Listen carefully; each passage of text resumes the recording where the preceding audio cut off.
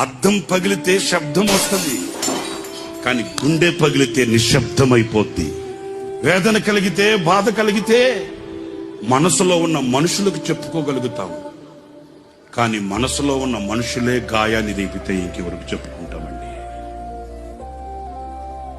అంటున్నారా నేను చెప్పే మాట? వేదన కలిగితే, బాధ కలిగితే మనసులో కొందరు ఉంటారండి, వాళ్ళతో చెప్పుకుంటామండి. మరి ఆ మనసులో ఉన్న మనుషులే గాయపరిస్తే ఇంకెవరితో చెప్పుకుంటామేంటి?